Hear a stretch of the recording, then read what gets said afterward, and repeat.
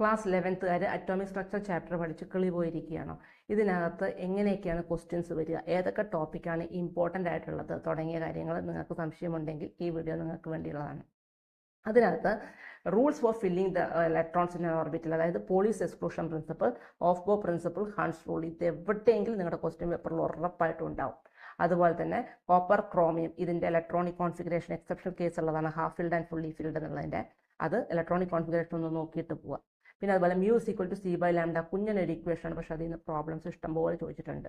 അതുപോലെ n equal to 2, l equal to 0, അങ്ങനെ quantum numbers തന്നിട്ട് which of them is possible അല്ലെങ്കിൽ not possible എന്നുള്ള രീതിയിൽ ഒരു ക്വസ്റ്റ്യൻ പ്രതീക്ഷിക്കാം. പിന്നെ ഫോട്ടോ ഇലക്ട്രിക് ഇഫക്റ്റ് തിയറി ആയിട്ടും ചോദിക്കാം, പ്രോബ്ലം ആയിട്ടും ചോദിക്കാം. De Broglie wave length lambda equal to h by mv, അതും പ്രോബ്ലം ആയിട്ട് ചോദിക്കാറുണ്ട്. പിന്നെ ഹിസൻബർഗ്സ് അൺസർട്ടനിറ്റി പ്രിൻസിപ്പിൾ തിയറി ആയിട്ടും പ്രോബ്ലം ആയിട്ടും ചോദിക്കാറുണ്ട്. പിന്നെ വളരെ വളരെ ഇമ്പോർട്ടൻ്റ് ആണ് ബോർ മോഡൽ, അതുപോലെ തന്നെ റുദർഫോർഡ് മോഡൽ. അതിൻ്റെ പോസ്റ്റ്ലേറ്റ്സ് മാത്രം പഠിച്ചാൽ പോരാ, അതിൻ്റെ ഡ്രോബാക്കും ചോദിക്കാറുണ്ട്. അപ്പം ഇതെല്ലാം ഒന്ന് നിങ്ങൾ നോക്കി വെച്ചിട്ട് പോവുക.